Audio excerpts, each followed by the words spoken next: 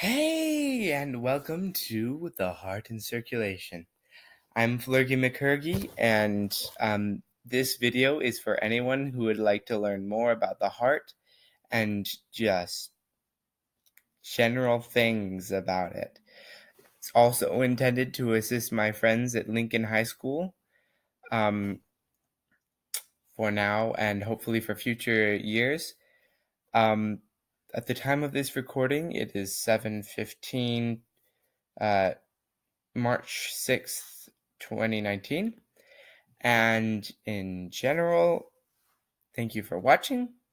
If you like what you see, please make sure I know. If you don't like what you see, please tell me how I can fix it. If you want other people who think they can use it to have it, share it. Subscribe if you want to see more. Yada yada yada. The boring stuff's out of the way now. Let's get to what the video is about. So, this is the human heart. You may be very, very, very familiar with it, or maybe not. In either case, this is what keeps you alive every day. It moves the blood, which I think I'll actually get to in another video, throughout your body through a system of compression. This is basically a muscular pump, and we're going to talk about how it works and its parts. So let's talk first about how it works and mention the parts along the way. Yeah? Excuse me.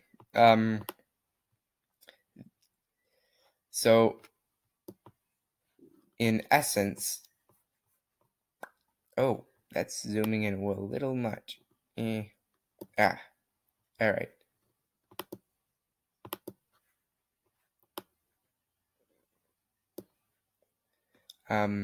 I believe I am inside the left ventricle. Remember, when it comes to determining right or left side, think about the one in your body. Basically, this is the left side. This is the right side. So this highlighted part is the right atrium, or it was the right atrium. Come back. Thank you. This one is the right atrium, and this one is the left atrium. You'll notice that there are two large tubes going into each atrium, and in the case of the right atrium, there's actually 4. This is because these are to the lungs. These go to the lungs, and this one comes from the head and arms, and this one comes from the legs. And so how this works as a pump is that blood comes. Blood. You know what? I'm going to use. All right. The blood comes into the right atrium. Comes into the right atrium. Is pushed from the right atrium on one beat. On one half. Sorry. So the heart pumps in a ba-dum kind of pattern. You've probably noticed this when you do this, when you're on your beloved's chest. The first contraction is the top part where the atria are, and it pushes blood into these ventricles, these pockets in this part of the heart. And then the second part, that's a little bit louder, is this second part, pushing blood out to your body and out to your lungs. So first, on the first beat, that's on the first beat, that's blood coming into this portion and out of this portion. Right. Yeah. Coming into this portion and into this portion to this portion and out of this portion and this portion on the second one. Going in, it comes in here, goes to the right atrium, from the right atrium to the right ventricle, and out, and then on the second beat goes out this giant forked vein right here,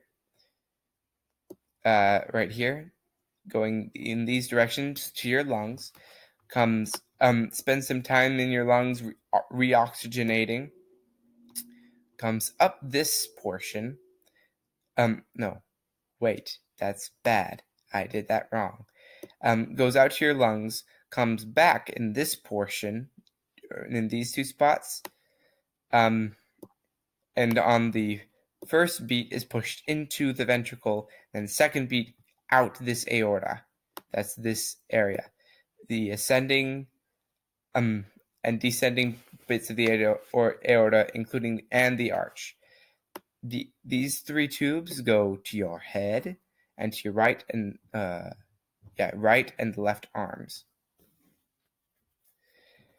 Now, you see this little bit, this one? That's really important when you're a baby, or a fetus anyway. See, when you're a fetus, this little ligament is actually more tubing, which lets blood skip going through here to the lungs, where it's not really using those lungs yet, but it's still building them, and going to the mother's placenta, where, it does get oxygen, nutrients, etc. Now, in case you haven't noticed, this is not exactly symmetrical. And sorry, one moment, I skipped there. It's not exactly symmetrical. It's a little lopsided. There's a lot of extra muscle over here. Well, that's because there's a little extra muscle needed to get it out this aorta. See how fat that is? And that's because it needs to accommodate a lot of blood. It needs to go in all of the directions. All of this goes to here downward, and all of this goes to here upward. And it's a lot of blood. And if you want to be constantly moving it, especially if you're an athlete and need to move it fast, this little portion of muscle is going to be the thickest in your heart. The next thickest being this portion, and then this portion over the left atrium, and then this portion, the right atrium, being the smallest. Because there's not a lot of squishing needs to get. It just needs to get into this cavity and then out to the lungs. And yeah. About the layers of the heart. Let's see if I can use this right. There's 3 layers on any general bit of the heart. There's the outer surface, the pericardial, the pericardial surface, that's just protecting the heart from combusting under its own weight, and generally supporting it in a bag of fluid, and then the muscularis, which actually does all the pumping, right here. Also on that stuff I just removed is a whole bunch of fat constantly feeding this thing. And then muscularis, which does the actual pumping. You can see it's riddled with vessels and veins. Vessels are marked in blue. And constantly needing more blood. And underneath, which I think they've forgotten, is another kind of slippery, slidey membrane where it's just, letting the blood move. I've forgotten the valves. Let's talk valves. Yeah, see how thick that was? All right. So these are your valves. Meet your valves. Hi, valves. These are your tricuspid. You can see that because it's got 3 things. So tricuspid, your aortic valve because it's on your aorta, your pulmonary valve because it's on your pulmonary vein going to your pulmonary section, which is your lungs. Pulmonary means lungs. And then your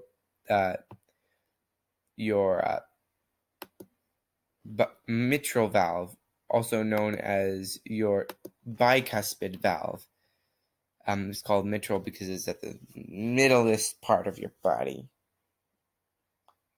So, you'll notice on these, it looks on these in when we haven't cut away most of the heart. This bit is attached to the wall, and it opens the valve at the same time that blood is going through it, and keeps it and lets it go close and lets blood go out the relevant next one.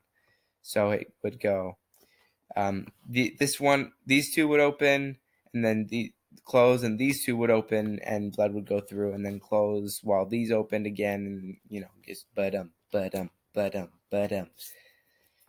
yeah. And yeah. So tricuspid is from right atrium to right ventricle. Aortic is from right ventricle. Aortic is not from right. Pulmonary is from right ventricle to the lungs. Mitral is from left atrium to left ventricle, and aortic is left ventricle to everywhere else. Yeah. I passed it. Hello? Hello? There it is. What in the world? Yeah. Okay. That happened. Okay. Anyway. So yeah, that's your heart. Now let's name a few veins just for the test for my friends. Yeah. These 2 are the vena cava. This is superior above, and this is inferior below. This is I don't remember what these are called, but it's part of your. Oh, I see. My mistake.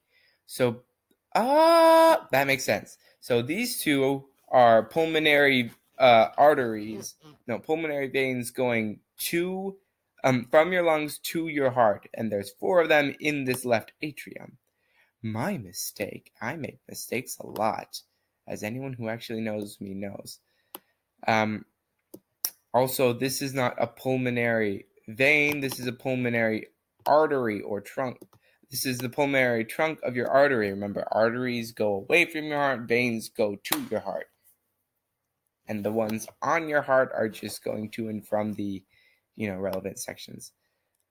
This little bit of vein, I feel it necessary to mention, is called your coronary vein, and it actually feeds straight into right there, see? And this artery, this red one, is called your coronary artery, and it just goes straight from, just goes straight from your aortic. See how it splits off at your aortic valve, like right there? That feeds your heart. And also right there, see? So yeah, that feeds your heart. Wow. I have more time. Cool. Let's talk about blood. Blood. more than just being a tasty treat for vampires. It's also... Did that come out of me? Yeah. It's also chock full of different cells. But more than cells, it's... Yeah. You know what? This would be more interesting with visuals. Let's see. Blood. Looking it up.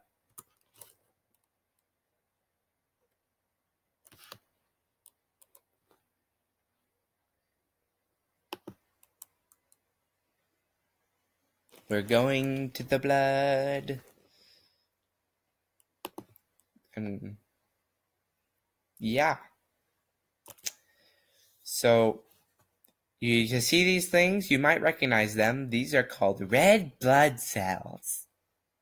And they're floating in this this is not to scale, but they're floating in this fluid called plasma. Your blood is about 55% plasma, which in turn is about 95% water. So your blood's basically half water. And the other 5% of your plasma is platelets and, general hormonal and antibacterial, antiviral, antifungal antibodies stuffs. So there's really, really a little bit of that. They're called thrombocytes. Those are. These are red blood cells. They're also called eukaryocyte.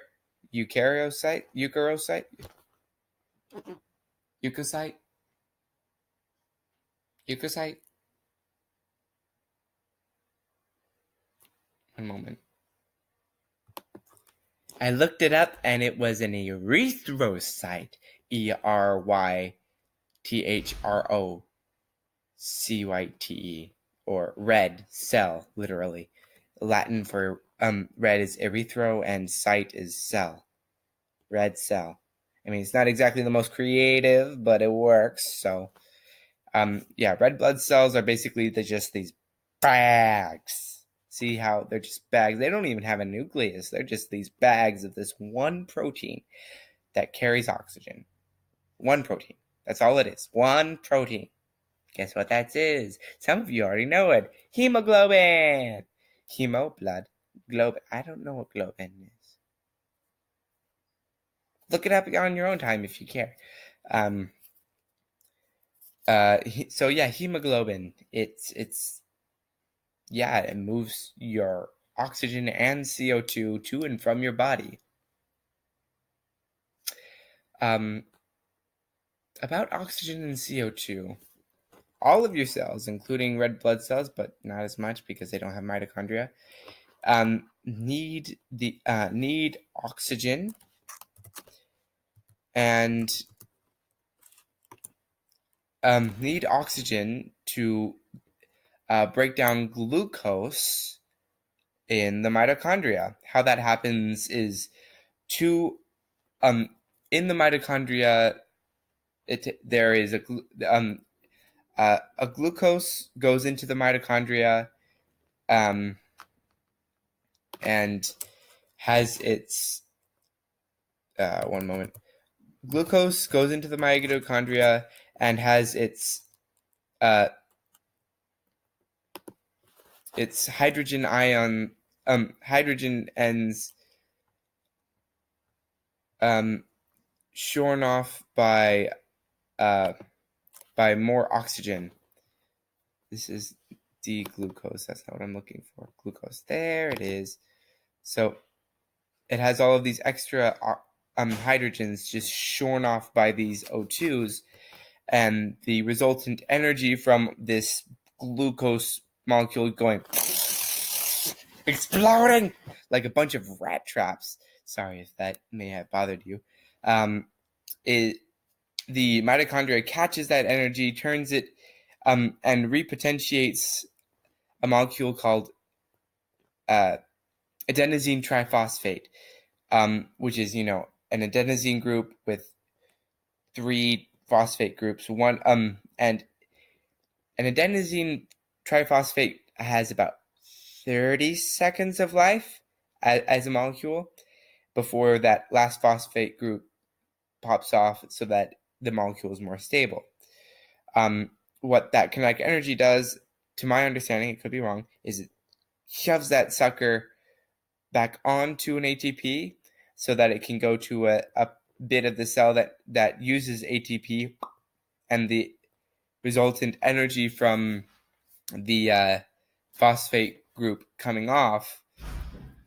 back off to do something in the cell, like, I don't know, move a myosin filament, etc., etc., etc. So glucose is an all-consumingly important molecule. It's the entire point of your digestive tract to get this to every single cell in your body. However, to do that, you need blood, because blood is moving the glucose everywhere. So what you're left with after the glucose is done, is used up in the cell, is not this, but so what you're left with is water, H2O, energy, kinetic energy from things being thrown around and shoving ATP back together, and CO2, carbon dioxide. So when you breathe out and expel carbon dioxide from your lungs, it's not the oxygen you took in that's coming out, but actually glucose, food you ate, is coming out of your little molecular bits of the food you ate is coming out in your out of your lungs so that you can keep moving things. Of course, it comes out of your lungs because we can't have that extra CO2 just sitting there clogging up things in your cell and messing everything up and killing you. That'd be bad. That'd be very bad. So what your lovely red blood cells do is not only do they deliver oxygen to the mitochondria so that the powerhouse of the cell can shred this thing and get ATP, but also so that it can take the extra ashes and soot or whatever you want to call CO2 and get rid of it out of the body on the respiratory surface. And it has this nice gas exchange, and that's nice. And that's the red blood cells. But there's more to the blood. Yes, there's more in your blood. And this, I promise you, this is not racist in any way. White blood cells. There are like a lot of different kinds of immune cells, but white blood cells are usually macrophages, these giant multinucleated monsters of doom that roam throughout your blood, killing things that are bad, like cancer cells if they're working, or viruses or bacteria, fungus, etc. Macrophages are huge compared to most cells. They're like, so if, let's put it in perspective. If this pinky nail right here on your screen is a red blood cell, then my fist on the screen now is a macrophage, the most common white blood cell. That's big. That's big. White blood cells have another name. It's leukocytes. Guess what leuko means in Latin? Hey, he gets it. It's white. So white cells. You want a correction? So I was just corrected by my father, who is a doctor and knows these things much better than I do, that macrophages, they might be the most common in your blood, but they're not the only kind of leukocyte. So yeah, I told him I was going to get to that, and I will. When I get to the lymph node system, or the lymph system. I might do it this video, but it's that direction, isn't it? See that in the corner? That is my timer. That's how long it is for me. So yeah, macrophages are, the ones roaming around in your blood most of the time. During an immune infection, other kinds of white blood cells will appear, specialized for fighting off things that are bad. Macrophages usually can take care of minor things, but if it's like life-threatening or system-threatening, and there's gangrene or there's something bad, the macrophages will emit a hormone that lets other cells know, hey, hey, we need you over here. Can you take care of this? And different other kinds of white blood cells with with more specified functions, some less specified functions, will appear. Will not appear, but will travel to the site and help. But yeah, the immune system is incredibly vast and complex, and to illustrate and explain it accurately and in full detail, I'd A, need to learn more, and B, need a 2-hour video. So if you actually want to learn more about that, I would recommend looking yourself for that specifically. But in another, totally definitely in another video, I'm going to discuss the immune system in a little bit more detail than this. Not all the detail it deserves, but a little bit more detail than this. And we're going to look a little bit at thrombocytes. So these little things in your so this is a slide of blood, and these little things next to the other cells, those are called thrombocytes, and they're basically just these collections of dead cells and little specialized cells that help you clot your blood. Sometimes referred to as platelets, although I don't know how what I might be missing. I'm probably missing. There's plenty of more information to be had about that. Please. Oh, hey, that's helpful. Please do more research on your own time. Don't just take it from me. Do some research on your own. Empower yourself by learning for yourself. And hey, a little help. Something I've just found. Red blood cells, also erythrocytes. White blood cells, also leukocytes. And platelets, also known as thrombocytes. What does thrombos mean? What does thrombos mean in Latin? Thrombos in Latin. Clumping or curdling. Well, that makes sense because platelets, to my understanding, help you with blood clotting and, making scabs. And yeah, so thrombocytes. Sweet. We use it all of it. So,